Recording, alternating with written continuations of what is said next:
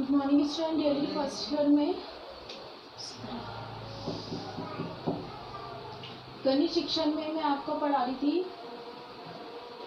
केंद्रीय प्रवृत्ति के माप, ठीक है, मतलब आंकड़े पढ़ा रही थी, सांख्यिकी पढ़ाई थी, स्टैट्स के अंदर ये सभी चीजें इंक्लूड होती है। केंद्रीय प्रवृत्ति के माप आते हैं, ठीक है, बारंबारता आती है, सभी चीजें इसके अंदर क्या होती है, इंक्लूड होती है। अब आपका जो टॉपिक है वो सामूहिक अथवा वर्गीकृत बारंबारता बंटन सारणी किस प्रकार बनाई जाती है। तो सबसे पहले बारंबारता बंटन सारणी बनाने के लिए आपको बेसिक नॉलेज होनी कंपलसरी है। तो इसको बनाने के लिए सबसे पहले 3 बातों का ध्यान रखना पड़ता है। पहली बात आता है वर्गांतर। वर्गांतर या वर्गीकरण किसे कहते हैं, ठीक है ना, वर्गांतर या वर्गीकरण किसे कहते हैं। तो देखो, जब हमें कोई सारणी बनानी होती है, जैसे हमारे पास संख्याएं लिखी हुई होती है या छात्राध्यापक के जो रोल नंबर लिखे हुए होते हैं या कोई अंक लिखे हुए होते हैं, तो उन सबको बनाने के लिए बेसिकली क्या करना पड़ता है, हमें वर्गों में डिवाइड करना पड़ता है। क्योंकि इतनी सारी मात्रा में जब नंबर्स होते हैं या अंक होते हैं तो हम उसको एक साथ नहीं रख पाते, तो हम उसके वर्ग बना लेते हैं।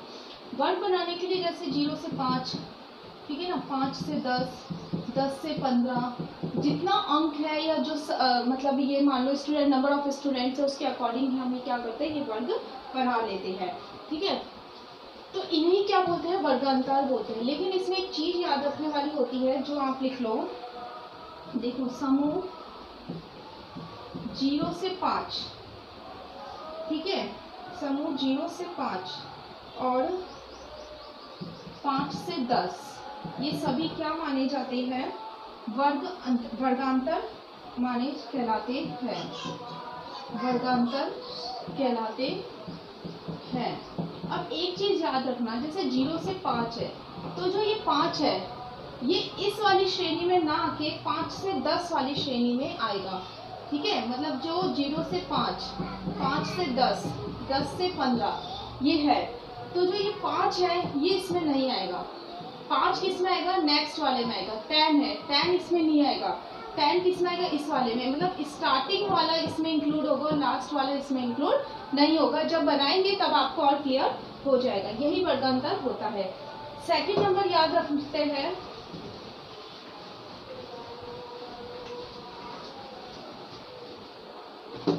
सेकंड नंबर याद रखते हैं वर्ग अंतराल। अब आपको पता है वर्गांतर क्या होता है, ठीक है। 0 से 5, 5 से 10 या 0 से 2, 2 से 4, जो भी है ये वर्गांतर होता है। अब वर्ग अंतराल कैसे निकालते हैं, तो वर्ग अंतराल निकालने के लिए हम क्या करते हैं, वर्ग के पहले तथा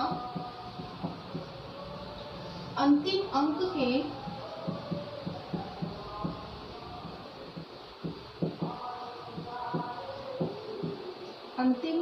के अंतर को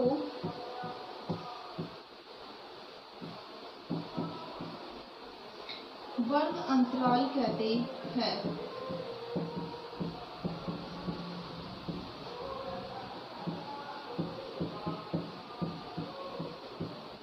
ठीक है, वर्ग अंतराल किसे बोलते हैं, वर्ग के पहले और अंतिम अंक के अंतर को क्या बोलते हैं, वर्ग अंतराल कहते हैं। जैसे 5 से 10 ये है वर्गांतर, ठीक है। अब इसके अंदर क्या करना है, वर्ग के पहले 5 है और वर्ग के बाद में क्या है, 10 है, तो इन दोनों में जो डिफरेंस निकल के आएगा 5 का, तो ये 5 क्या माना जाएगा, वर्ग अंतराल, कि वर्ग अंतराल कितने का है।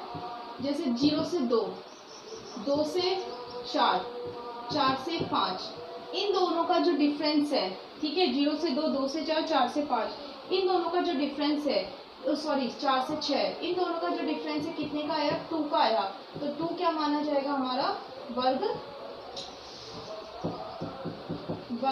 अंतराल माना जाएगा। इसे वर्ग अंतराल कहते हैं। क्लियर हो गया। 0 से 5, 5 से 10 दैट इज वर्गांतर, क्लास इंटरवल्स, और 5 से 10 इन दोनों का जो डिफरेंस है 5 का, ये क्या माना जाएगा, क्लास इंटरवल माना जाएगा, ठीक है ना। अब आपका आता है नेक्स्ट थर्ड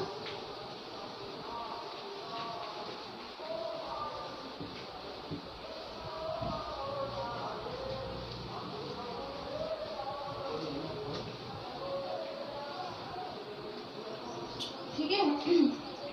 तीसरा माना जाता है वर्ग बिंदु, ठीक है। क्या माना जाता है? मध्य बिंदु, सॉरी।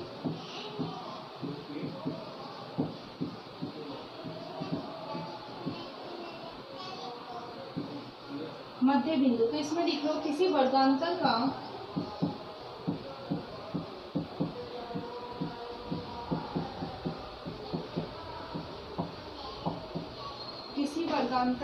मध्यमान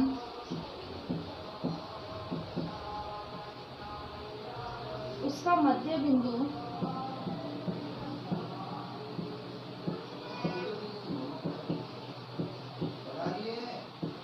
मध्य बिंदु कहलाता है, ठीक है। किसी वर्गांतर का मध्यमान उसका क्या कहलाता है? मध्य बिंदु कहलाता है। जैसे वर्गांतर 5 से 10 का मध्य बिंदु, ठीक है। 5 से 10 का मध्य बिंदु क्या होगा? 5 + 10/2, 7.5। क्लियर हुआ? इसका सूत्र है, इसका सूत्र होगा मध्य बिंदु बराबर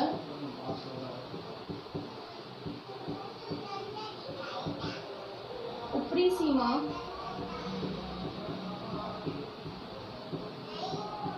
प्लस निम्न सीमा डिवाइडेड बाय 2, ये मध्य बिंदु। अब इस बात को समझो, मध्य बिंदु कैसे निकालते हैं? 5 से 10 का जो डिफरेंस है वो क्लास इंटरवल होता है, लेकिन 5 से 10 में 5 + 10 जब अपन करेंगे ऊपरी सीमा और निम्न सीमा, ठीक है, इन दोनों के बीच जब हम प्लस करके डिवाइडेड बाय 2 करेंगे तो क्या निकल जाएगा? 7.5 हमारा मध्य बिंदु निकल जाएगा। तो हमारे पास 3 बातें हमारे सामने क्लियर हुई है। पहली बात ये क्लियर हुई है,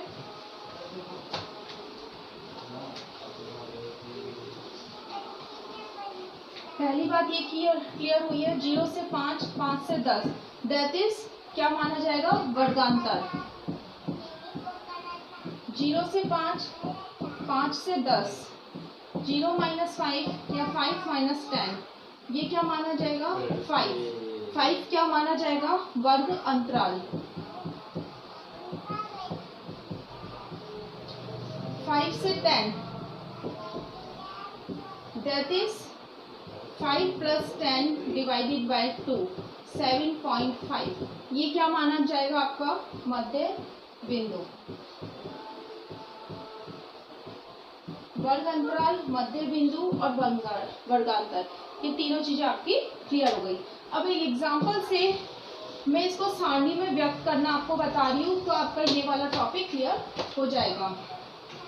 देखो, आपका एग्जांपल है 3, 5, 8, 15, 25, 30, 16, 7, 35, 40, 49, 49 के बाद आएगा आपका 40, 30, 15, 14, 21, 23, 22, 25, 27, 29, 32, 15, 1, 9, 11, 14, 42 और 43।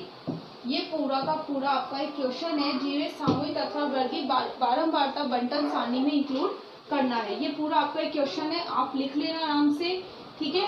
मैं आपको इसका हल बता रही हूँ। हल करने के लिए आपको क्या करना पड़ेगा? 3 कॉलम बनाने पड़ेंगे, ठीक है। सामूहिक बारंबारता